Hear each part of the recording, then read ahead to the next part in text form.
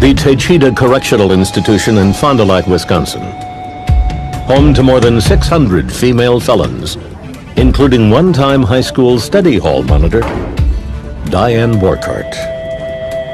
In 1995, at the age of 45, Borchardt was found guilty of first-degree intentional homicide for persuading 3 teenagers to kill her husband, Reuben. She maintains her innocence and has from day one. The thought never even entered my mind that Reuben should be permanently eliminated from the picture, no matter what they say.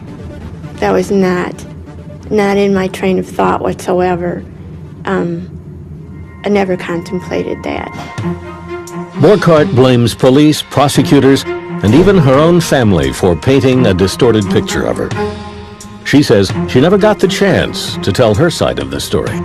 The media was never given an opportunity to know me versus what they were told. I should have talked at the trial. I should have talked until they got sick of hearing me. But others say it was Borchardt's storytelling that got her in trouble in the first place. I think a lot of people were manipulated into feeling that she was the victim, she was poor Mrs. Borchardt. But I think people have come to understand the truth now.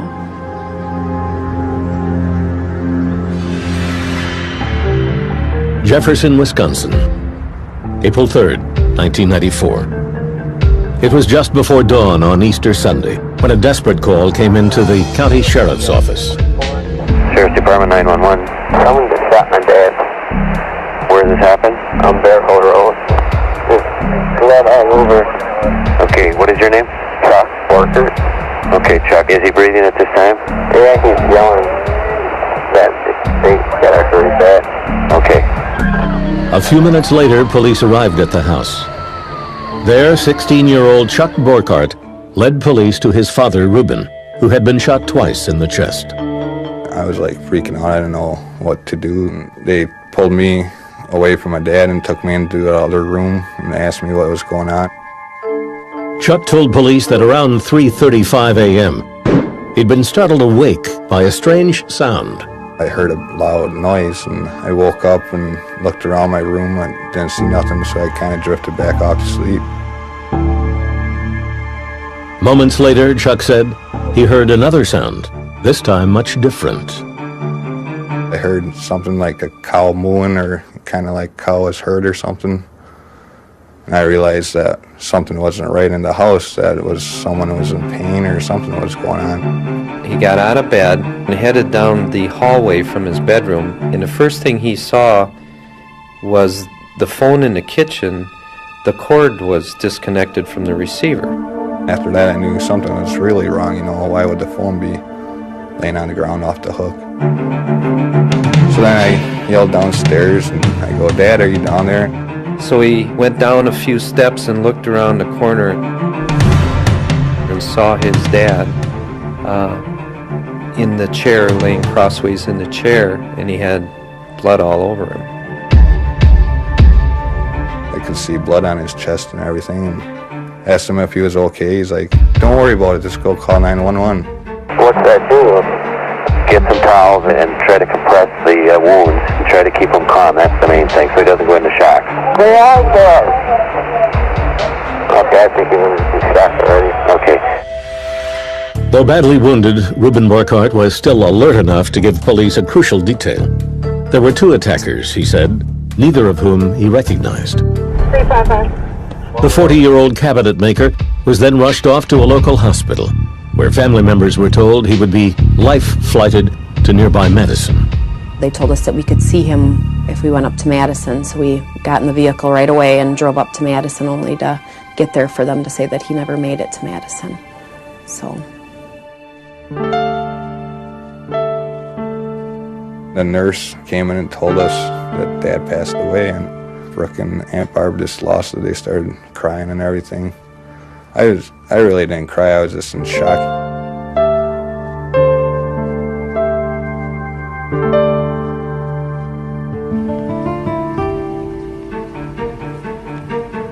The next day, detectives began searching the Borchardt house for clues to the town's first homicide in 2 decades. A videotaped walkthrough revealed no signs of forced entry and no indications that anything had been stolen. We tried to look at a burglary that went bad or something on that order, but the evidence just didn't show that. Bloodstains indicated that the shooting took place here, in the basement at the bottom of the stairs. Police found one spent shell casing, but no murder weapon. There's the shell. Got it? Yeah. To detectives, the crime looked like the work of amateurs. But who? And why? We had no idea. And so it left us scratching our heads. 16-year-old Chuck Borkart was the only other person in the house that night. Like his father, he was a hunter and kept shotgun shells in his bedroom that were similar to the ones used in the crime. There was also a .410 shotgun in the family gun cabinet, the same gauge as the murder weapon. Investigators went so far as to test Chuck's story that 2 gunshots fired inside the house had failed to rouse him from bed. We went into Chuck's bedroom where he was sleeping, and we actually shut the door, and we did a test fire in the basement. You could hear the shot, but it was very muffled. So there was nothing there that would indicate Chuck was involved in the shooting. Now that's another possibility, because I don't know. By the end of the day, police had interviewed several of the victims' friends and family members. But the one person they most wanted to speak with was the only person who wasn't talking: Reuben Borkart's estranged wife, Diane.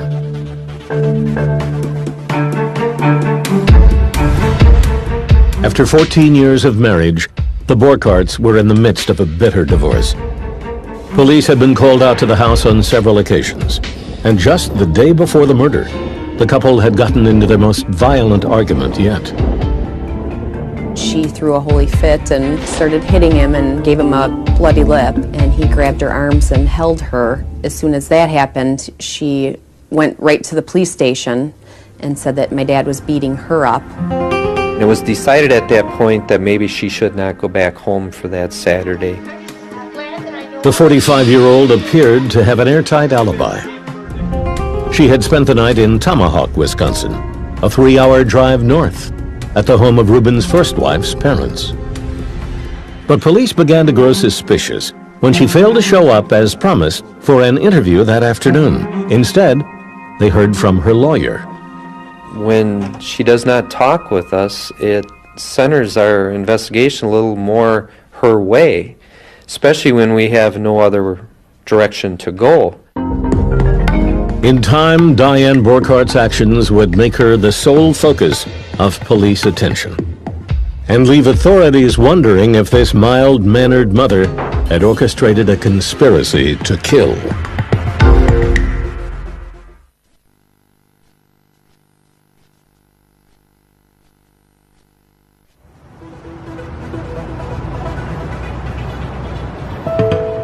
On Easter Sunday, 1994, in Jefferson, Wisconsin, 40-year-old Reuben Borkart was gunned down by a pair of unknown assailants. Police were coming to believe that the victim's estranged wife, Diane, might have played some role in the town's first homicide in 20 years. But she wasn't talking, and detectives were determined to cover all their bases. We followed every lead that came into the department, did tons of interviews, trying to get some leads on who actually was involved in the shooting. How you doing, Chuck? Fine. On April 7th, 4 days after the murder, police interviewed Reuben's teenage son, Chuck, for the second time about what had transpired that night. It sounded like a cow mooing. A cow mooing, yeah. That's what it struck me as. Once again, he recounted his father's words as he lay bleeding in the basement. I don't know, he started yelling, What did he God, say? I'm dying and all that. This time, however, Chuck added a crucial new detail. He said, "Oh God, I'm dying and I can't believe she would do this to me." That's what he said. I can't believe she would do this Yes. to me? Are you sure? Yes, I'm positive. Chuck, you didn't say that before. I know. You did not say that to me. I can't believe she would do this to me. Is that true, or is that something that you just... No, I'm positive. I don't know if that came to Chuck at a later time, or if somehow he fabricated that. I don't know. I do know that we did hypnotize Chuck and tried to put him back at that time when he found his dad, and he basically told us the same story. Later in the interview, Chuck indicated who he thought the she in question might be. Do you have any ideas who might have done this to your dad? No. I think my mom had something to do with it. Why do you think that? I don't know, just because the way she's been acting funny.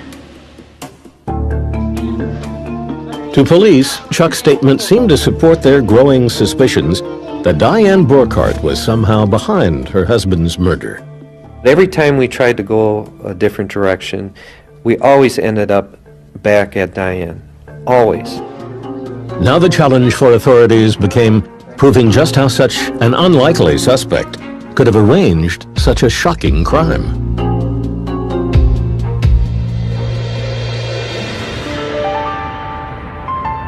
Many in the town of Jefferson knew Diane Burkhart as a friendly, generous woman, active in the church, a loyal wife and mother. Say hi to the camera. Say hi, folks. I got adopted for Christmas. Hi, folks. Nicknamed Mrs. B, she ran a popular T-shirt printing shop downtown and was a study hall monitor and teacher's aide at Jefferson High School. But in the wake of her husband's murder, investigators began to build a very different portrait of Diane Burkhart. A lot of people knew Diane as a very good and caring person, which she was. But there was that other side that a lot of people never seen. If you got on the good side of her, then she could be the best person, but if you pissed her off, then she can make your life hell. Through interviews, authorities learned that the Burkharts' marriage had been strained for years. Ruben's friends and family members blamed Diane, whom they described as cold, controlling, and vindictive. My dad joked numerous times, and I know he wasn't joking, he was being serious about how he knew the marriage wasn't correct when the church door hit him on the butt on the way out after he married Diane. In mid-1993, Ruben began an affair with a married woman from Jefferson, whom he had met through his work. He looked relieved that finally he broke loose of unhappiness. He was just like a teenage kid in love. He really was. Diane found out about it a few months later. She actually came out and said, "I'll kill him. I'll kill him if that's what's going on." That January, Ruben filed for divorce after nearly 14 years of marriage. I was happy that they were getting divorced. As bad as that sounds, I just felt finally we were all going to be able to be happy and not have her curse over us. For the next 3 months, Diane and Ruben fought bitterly over custody of the children and possession of the house. Though they continued to live under the same roof, Ruben slept in a utility room in the basement.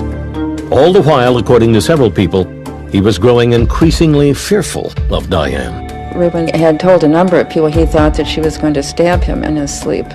You got the feeling that he had this strong premonition that something was going to happen to him, and that Diane was going to be the person to do it. On March 24th, 1994, the court ruled on the Burkharts' divorce settlement. Ruben won custody of Chuck.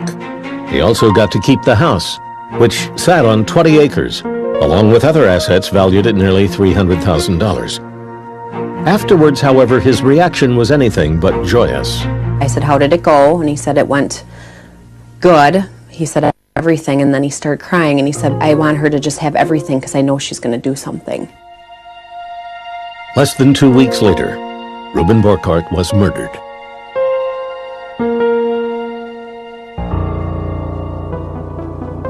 By the beginning of May, authorities still had no evidence to tie Diane to the crime, and no clue as to who might have pulled the trigger. One theory investigators began to explore was that Diane had recruited students from her study hall by sharing the story of her collapsing marriage. She would come to study hall and she would cry and she would say, "I've lost everything. I'm going to lose everything. Reuben treats me horrible. He beats me up all the time." And there was no evidence at all that Reuben ever laid a hand on her. Investigators hoped that if teenagers were involved, one of them would eventually make a mistake. But 4 months passed with no break in the case.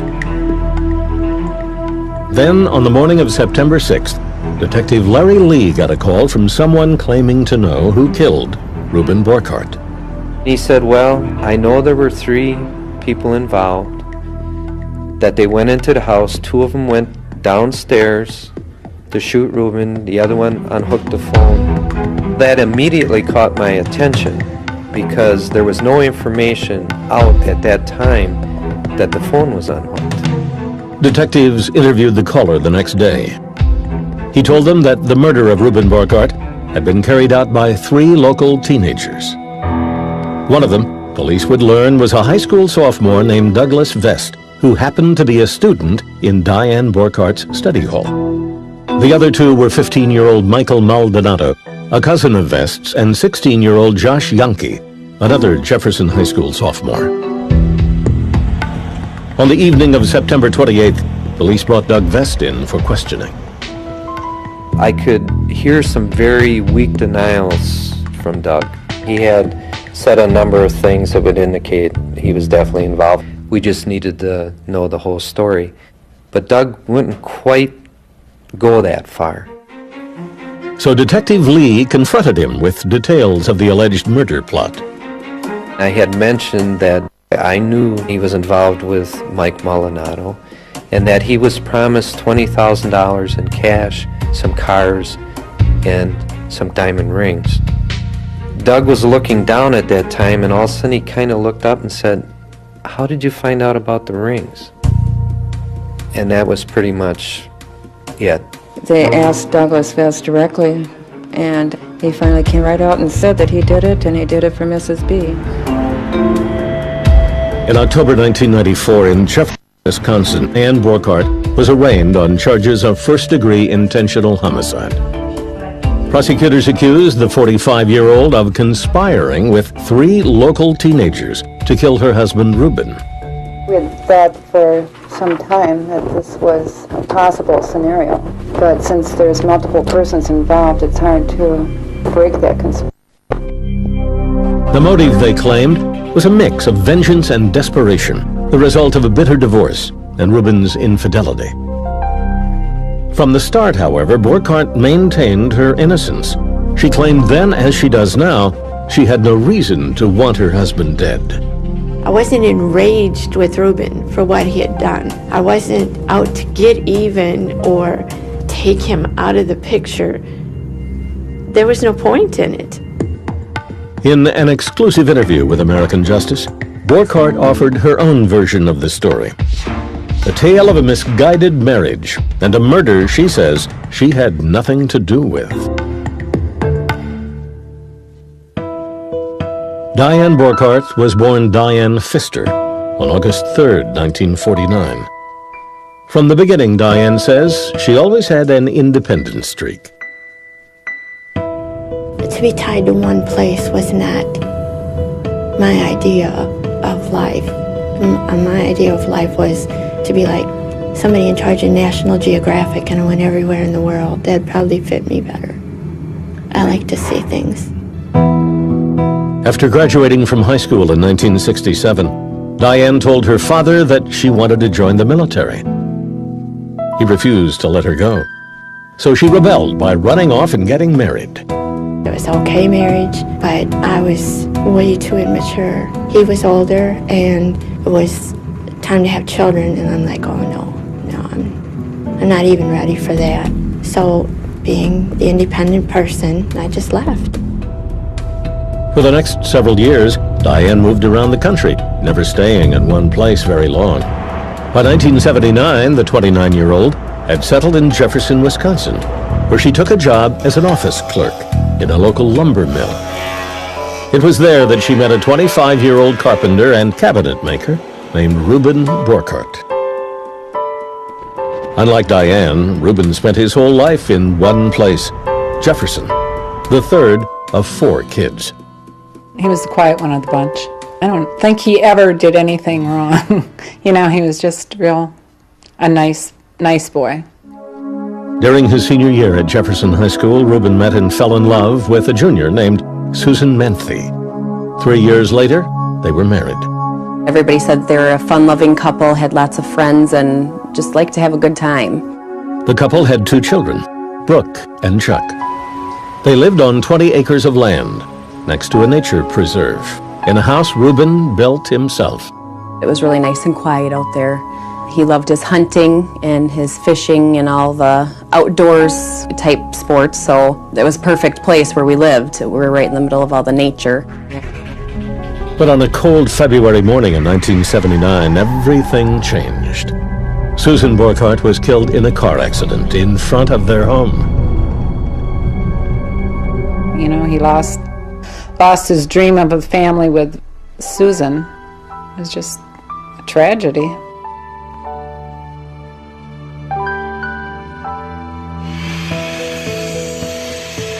A month after his wife's death, Reuben returned to work. Reuben came back to work, and that's when I learned of the accident that took his first wife. I learned of the children, and I felt like I could help. Within a year, they were married. Today, Diane says it was a marriage born not of passion, but of sympathy for the widowed father and his children. I took the situation backwards. I wasn't interested romantically in Reuben. I was interested in helping with the kids. I knew I was stepping into a very tough situation. They were hungry for a female figure. But as the kids tell it, their stepmother's commitment to them soon soured, especially after Diane and Reuben had a child of their own, a girl they named Reagan. She just changed. She became physically and emotionally abusive to me and my brother. It was hard growing up. She was like two-faced. She'd be nice to you one minute, then she'd be like hating you the next. As the years passed, the tension inside the Borchardt home continued to simmer. While Reuben worked as a carpenter and craftsman, he also invested in a farm in 1987. In business, Reuben was a starter, not a finisher, so when he bought the farm, he became overwhelmed, and I had no intention of being a farmer's wife.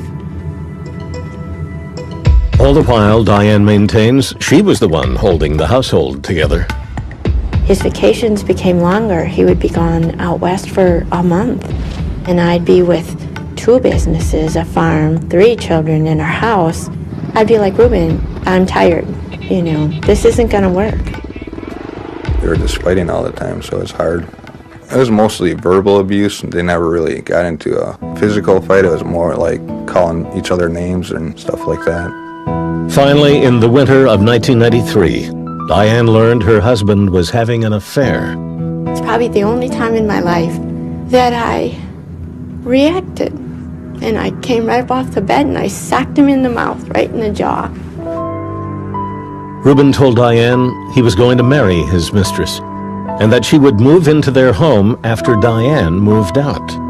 They're planning this life, this fairy tale life where I would just move out and everything would be wonderful. With her home life collapsing, Borchardt admits she confided in the students in her study hall. If I was crying that day or upset, I would tell them, learn from this. Don't do this to your family. I didn't say, oh, feel sorry for me and I'm interested in you. I'm sorry. That wasn't on my mind. By April 1994, Borchardt claims she had come to terms with the divorce, especially since she was given custody of Reagan and was ready to move on. I was rather enjoying the fact that now it was his turn. It was his turn to handle these responsibilities. I wasn't devastated or thinking, wow, my life is over. It was like, okay, we'll just do this.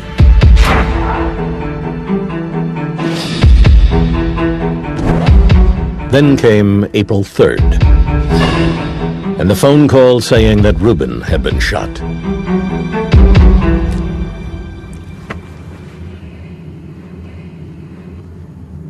I couldn't get any answers. I couldn't think of anything but who, what, where, why. There were no answers. I couldn't imagine what had happened.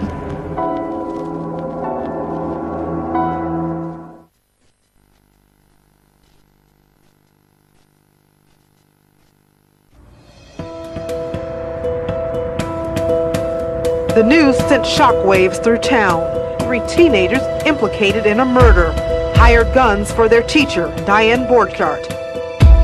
In the fall of 1994, the town of Jefferson was riveted by a legal drama unlike anything it had ever seen. It's just beyond strange to me. I can't picture anybody doing that, especially in a small town.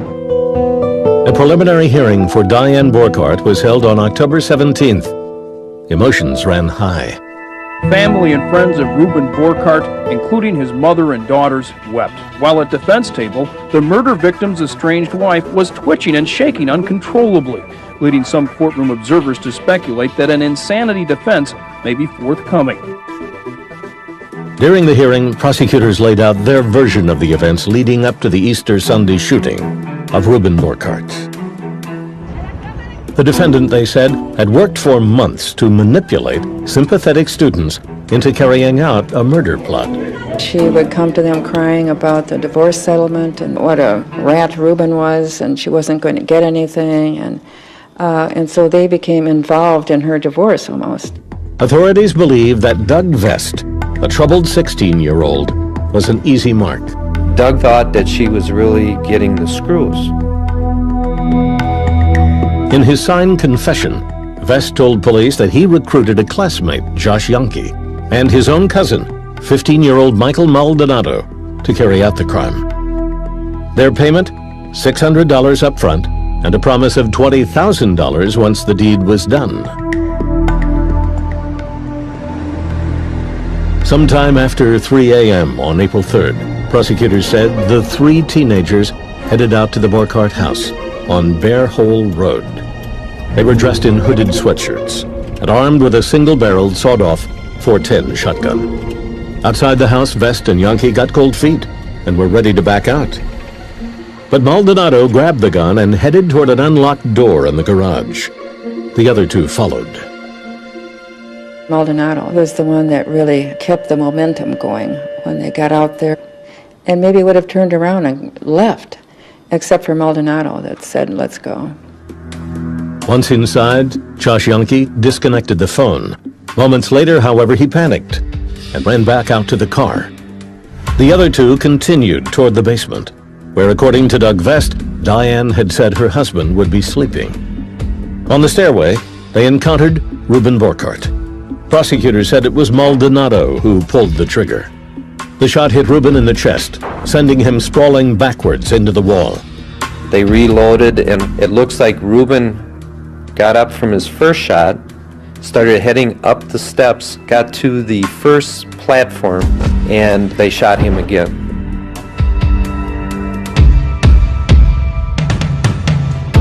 The prosecution's strategy was to build a case against Diane Borchardt by striking deals with her alleged co-conspirators, all of whom faced the prospect of life in prison. They started with Josh Yankee. The ideal is always to have the least criminally and morally responsible be the one that you can convince to negotiate with you. So based on the information we were getting, Joshua Yankee was the prime one. You caused the death of Reuben Borchardt, another human being. How do you plead to that charge? No contest. On January 11th, 1995, the high school junior agreed to cooperate with the state and testify against his friends and Diane Burkhart in court. By pleading no contest to second-degree intentional homicide, Янки received an 18-year sentence with the possibility of parole after 10 years. Armed with Янki's testimony, the state then turned to his classmate, Doug Vest. Vest had already signed a written statement confessing to his role in the crime. Prosecutors fully expected him to cut a deal. We had offered him 13 and a half years if he'd plead guilty, which was very generous for his part in that homicide. But in late January, Vest abruptly changed his tune, telling prosecutors he would take his chances in court. The move backfired. On March 5th, Vest was found guilty of first-degree intentional homicide. I've never been involved like this before in anything, and I guess I have to learn the hard way. I'm sorry to Ruben's mother, and his kids, and all his friends that know him. I think Doug Vest was more or less manipulated into this homicide. If things had been different, I don't think he ever would have been a murderer. In the end, Vest received a life sentence with the possibility of parole after 25 years. At the tender age of 15, Michael Maldonado was accused of being a paid assassin. The trial of Michael Maldonado began on April 19th, 1995. He was the triggerman, according to both Doug Vest and Josh Янки. Tell the jury in the words that you remember what Mr. Maldonado said when he took the gun. Said, "We are here to do this. There's no turning back. Now let's go do it." A week into the trial, Maldonado took the stand in his own defense. His alibi? He was at home, sleeping, when Ruben Burkhart was shot. The jury didn't buy it. On April 28th, after a 2-week trial, Michael Maldonado was also found guilty of first-degree intentional homicide. For the jury to believe your alibi, they would have to conclude that no fewer than 7 people committed perjury. Maldonado received a life sentence with the possibility of parole after 50 years. He had no compunction about killing Ruben Burkhart, who he'd never met or never knew, and in fact didn't even know Diane Burkhart.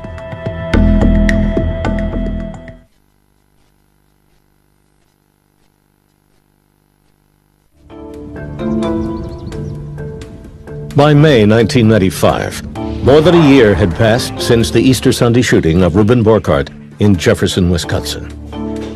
3 local teenagers, Doug Vest, Josh Янки, and Michael Maldonado, were already behind bars for their role in carrying out the murder. Now 45-year-old Diane Burkhart was awaiting trial, accused of having paid them to do it. Burkhart told American Justice she believed the state's theory was ridiculous on its face. The whole story doesn't even add up. And in all honesty, if I were that mad at my husband, he made me learn how to shoot. I don't like guns, but I happen to be a pretty good shot. If I was going to have something done to Ruben, I think I'm smart enough to have figured out a hunting accident or something. I would have never thought of hiring kids.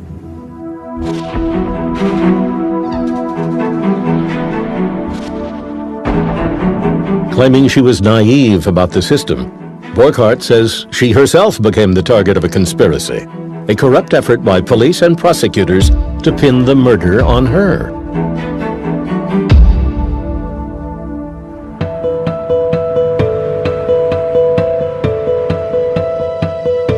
Diane Burkhart's trial began on May 11th. Prosecutors called a parade of witnesses to paint a picture of the defendant as a desperate woman, consumed with anger over her husband's affair and obsessed with her impending divorce.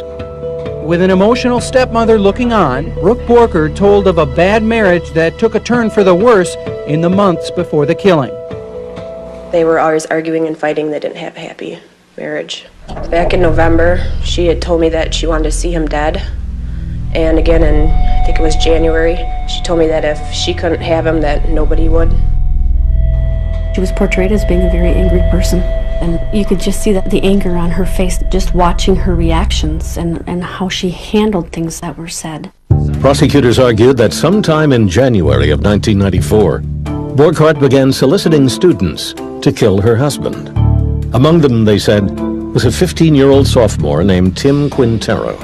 She asked Tim Quintero if he knew anyone who would go and take care of her husband. I think her words were, "I don't want him around anymore." And he knew exactly what she was talking about. At one point, she actually drew him a map to show him where her house was in the country. Quintero refused to help Diane, and during the trial testified that he saved the map as protection against her. But the record reflects this witness as identified. According to prosecutors, Borchardt found a willing accomplice in Tim Quintero's cousin, Doug Vest. Vest told the jury that on the afternoon before the murder, he met Borchardt at her t-shirt shop, where she gave him an envelope containing $600. If there was money in a bank envelope, where's the evidence? Defense attorneys attacked Vest's story, noting there was no physical evidence to prove that any money had ever changed hands. They also questioned the validity of his original confession, which they claimed had been coerced by police. If I was 16, I probably would have said anything too to go home. And at the end of Doug's alleged confession, in fact, that's what he says. Now am I allowed to go home? And they said, oh no, now you're under arrest. On May 18th, the defense began presenting its case. From the start, Diane claimed not just that she was innocent, but that she was never even mad at her husband in the first place. Diane's trial attorneys declined to speak with American Justice, but her appellate attorney, Richard Auerbach, told us there were a number of possible directions her defense could have gone. The best defense would have been for Diane to say, sure, I hated him. He's having an affair. He's booted me out of my house. I'm financially strapped. Anybody within earshot would have known that I was angry. But I didn't think that the people that heard me say these things were ever going to act on it. Borchardt, however, would have none of that. She simply said, I didn't do any of that stuff. And so that's the defense they went with. Many in the courtroom, including prosecutor David Wambach, expected Borchardt to testify in her own defense. The conduct of her defense had led me to believe that there was no way she was going to stay off the stand. She was just so righteous in her conviction that she was being persecuted, not prosecuted. But in the end, Borchardt's lawyers convinced her not to testify, a decision she says she now regrets. I, being the foolish person I was, I didn't know you could fire an attorney. I didn't know you could demand things. I just did whatever I was told. Ultimately, it's always the client's decision, and I can't help but believe that they must have drawn her such a picture as to say, trust us, if you want any chance of an acquittal, you don't want to get on that witness stand. We needed to hear her side of the story. We heard nothing as to what she was thinking, what she thought happened, or why she did what she did. And I was shocked when all of a sudden they were done. The defense rested on May 19th after calling just 3 witnesses, and the case went to the jury.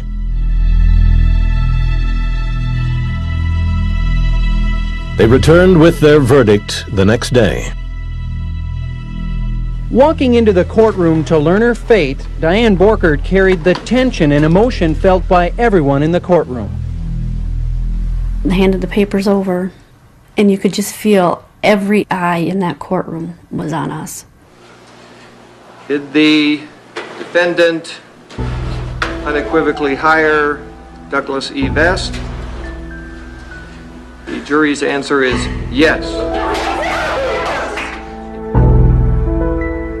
There were shouts, joy, There were so many people that were so excited at the outcome of that trial. And meanwhile, Diane's sitting at her table with her head down, sobbing. Outside the courthouse, Reuben Borkart's mother wept in relief. I prayed every night that it would be over with, that she would be guilty. I guess my prayers were answered. Jury member Michelle Holliday says that for her, the verdict was not a close call. I felt that the prosecution more than met their burden of proof. They had too many details that the defense couldn't argue, or didn't argue well.